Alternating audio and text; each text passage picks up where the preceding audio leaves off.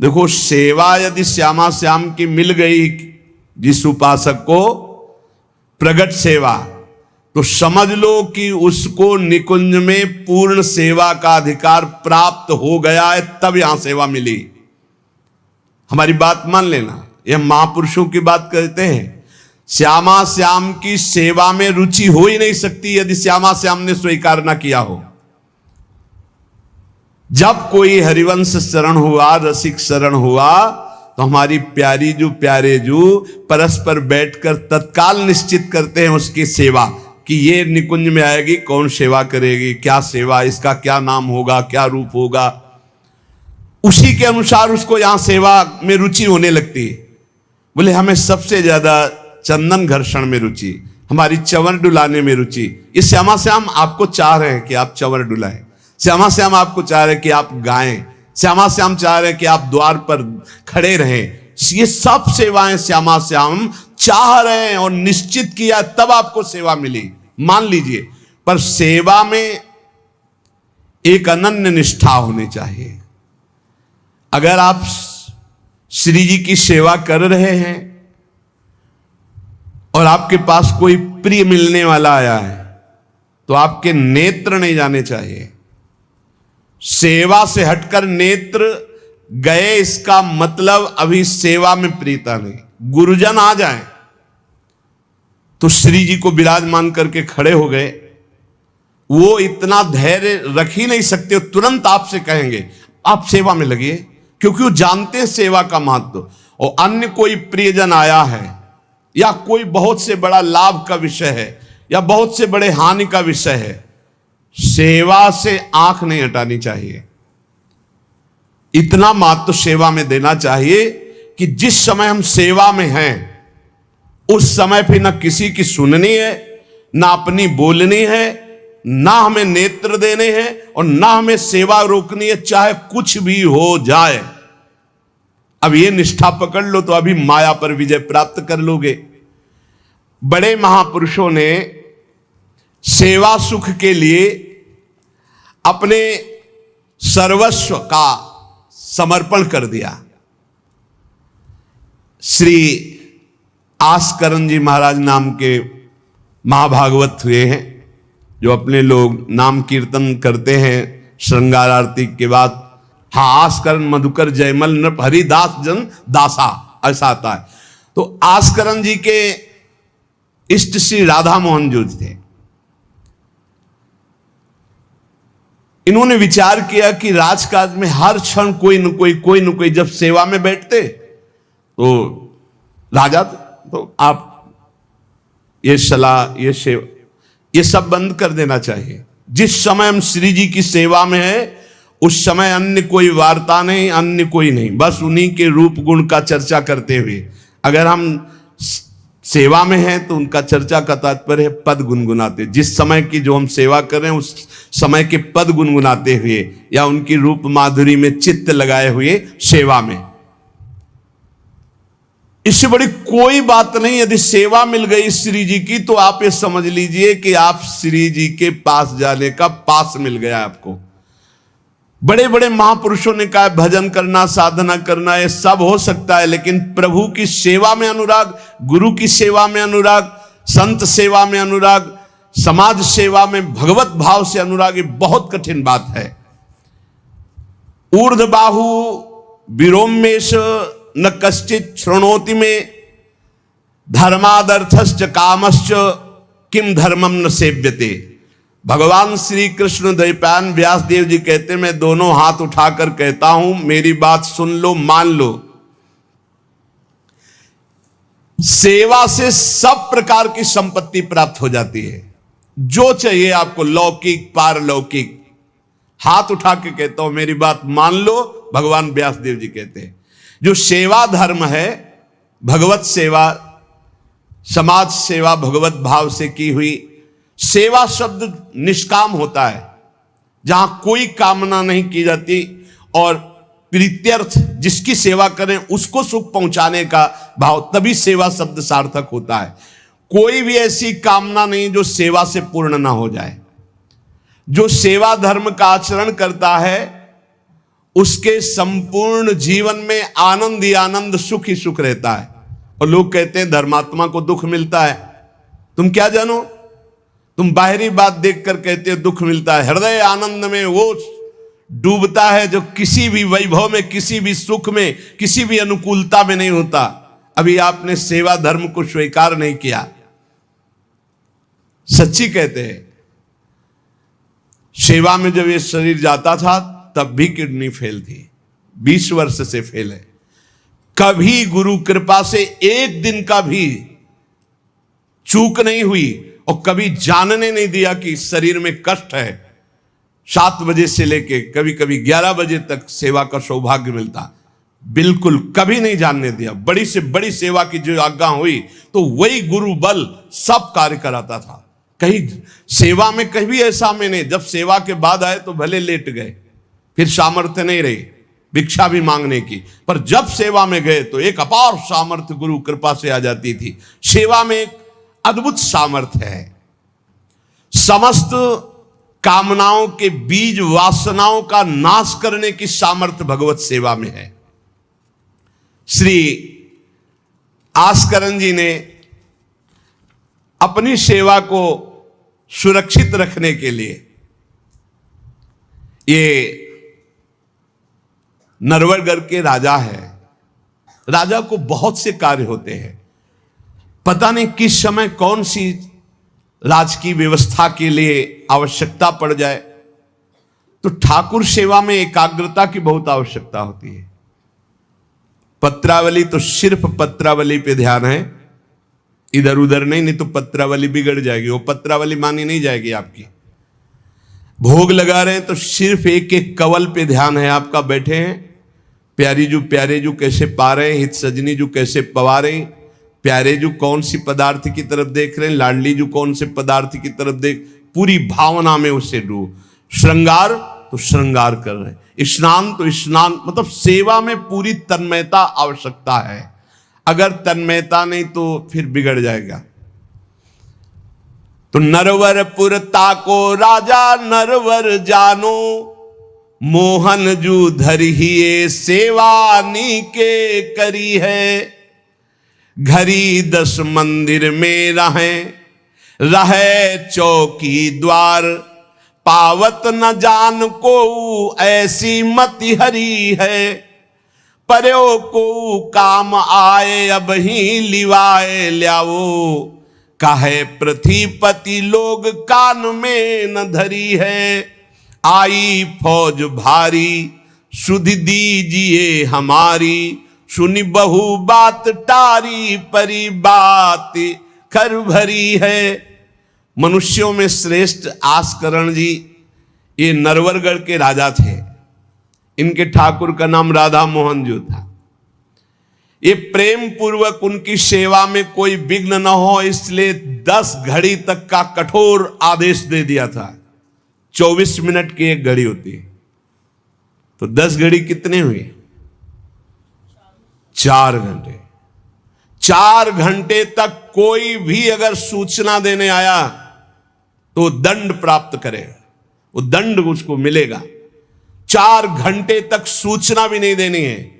जिस समय वो राधा मोहन जी की सेवा में गए तो द्वारपाल खड़े हो जाते थे, कोई भी अंदर प्रवेश नहीं करेगा। किसी भी तरह की कोई विपत्ति आ जाए, आग लग जाए, फिर भी सूचना नहीं देनी है। 4 घंटे सेवा में ये शिक्षा लेनी चाहिए। अपनी जब ठाकुर सेवा करें, हम कहते तभी करो, सब निपटा लो पहले फिर ठाकुर सेवा करो। ऐसा नहीं है कि जल्दी जल्दी तुम्हारा चित्त कहीं लगा हुआ है। अगर घर गृहस्थी में हो तो हम कई बार एकांतिक में बोल चुके हैं, पहले अपने पति पुत्र की तैयारी कर दो। उनको ऑफिस जाना है, उनको विद्यालय जाना है, सबकी तैयारी कर दो, जय जयकार करके उनको पवाओ। फिर इसके बाद अपने ठाकुर को स्नान कराओ, ठाकुर को भोग लगाओ, निश्चिंत हो करके। चित्त वृत्ति बार बार दौड़ रही है, ठीक बात नहीं। अगर हमें कभी कोई और कार्य हुआ तो हम पहले वो कार्य करते थे, फिर राधा वल्लभ जी के दर्शन जाते थे, क्योंकि हम राधा वल्लभ जी के दर्शन में खड़े वही चिंतन करेंगे, वो उनके पास जाना है तो पहले उनके पास हुआ है, फिर अगर कोई कार्य है तो हम वो निपटा के तब जाएंगे। ऐसी सेवा में अन्य कोई वार्ता नहीं, अन्य कोई चिंतन नहीं, अन्य कोई हमारी क्रिया नहीं, केवल सेवा में तत्पर। इसलिए उन्होंने कठोर नियम लगा रखा था, 4 घंटे तक कोई सूचना भी नहीं देगा।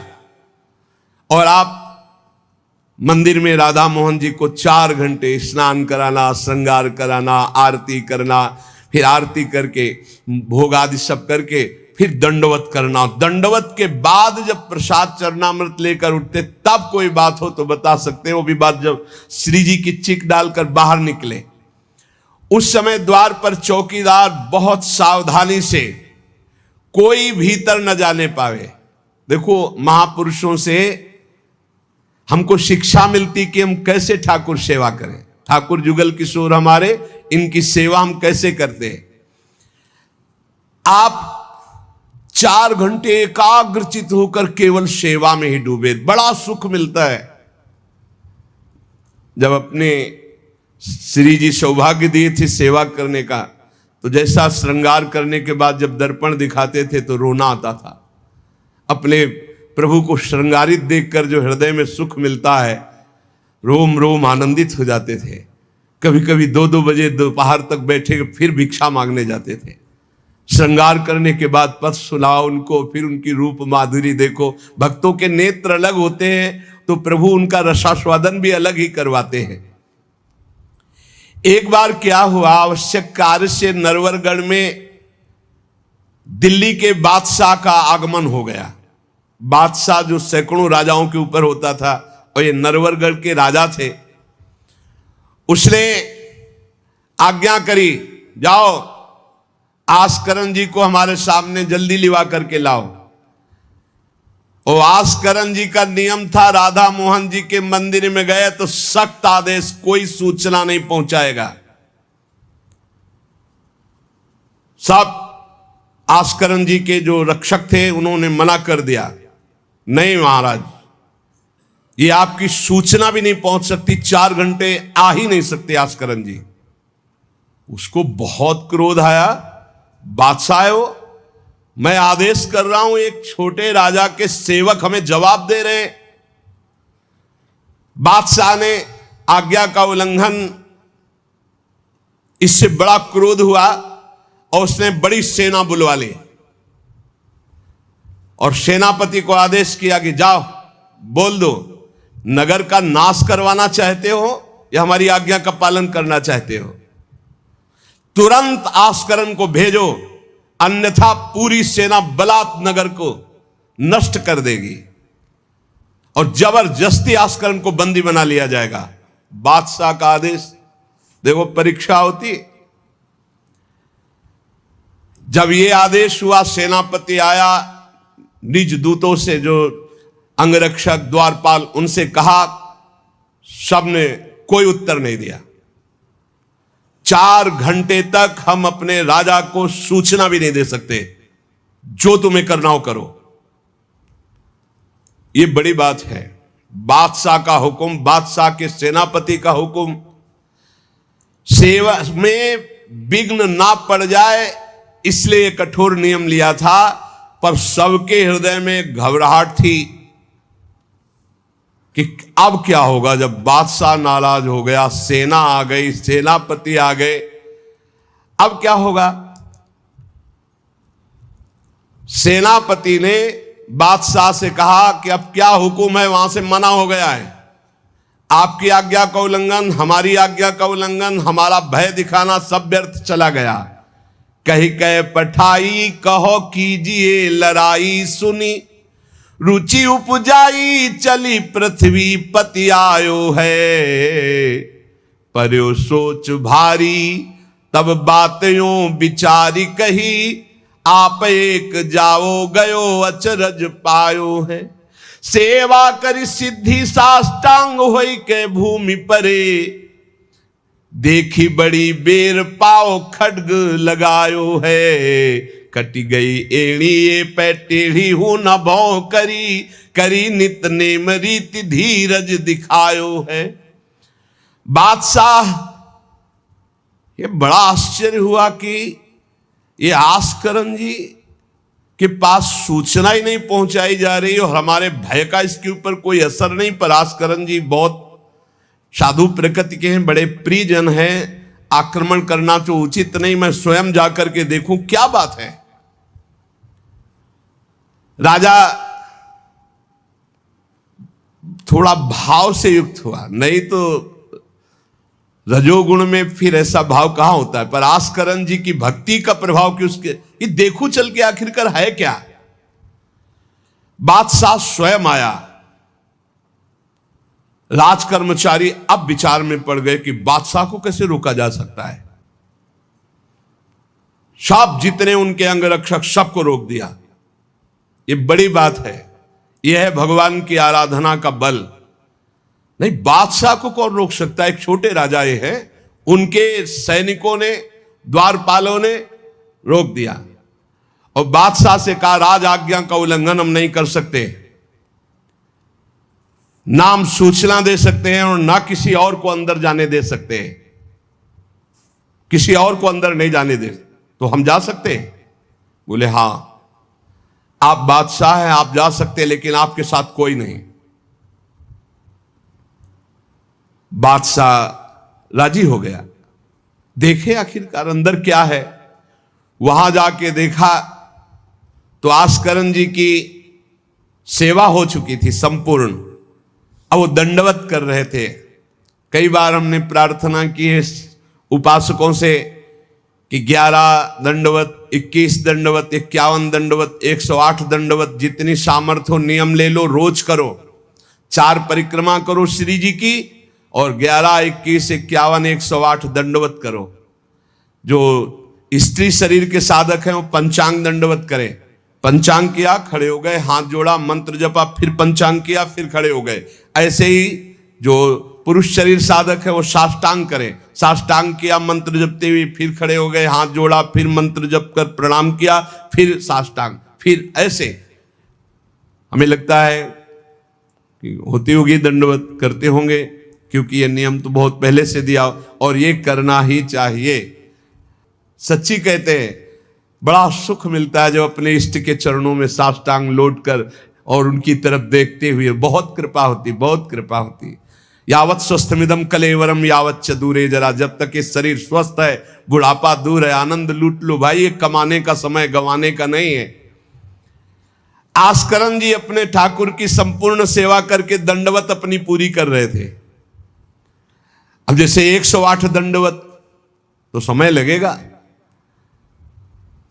हमने देखा है पूज्य सदगुरुदेव भगवान को अस्वस्थ शरीर में, अस्वस्थ अवस्था होने पर भी, बुखार है पर दंडवती अपनी पूरी करते हुए, नियमावली पूरी करते हुए देखा। क्योंकि जैसे ब्रज की 84 कोस की परिक्रमा में तो श्री जी साथ थी, बहुत थकान, बहुत शरीर कष्ट में, पर आप अपनी दंडवती जरूर पूरी करते हैं। गुरुदेव भगवान को देखा। महापुरुष नियमनिष्ठ होते हैं, जो नियम ले लिया उससे तोड़ते नहीं। जय बजे आरती होती है, आप देख लो, 5 मिनट के अंतर की बात नहीं कह सकते, नहीं आपको ठीक समय से आरती मिलेगी। जय बजे वो टहलने के लिए वही उनका समय होगा।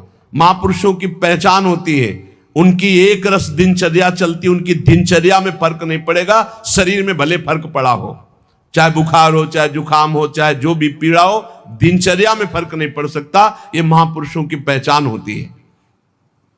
आस्करण जी साष्टांग लेट करके दंडवत कर रहे थे।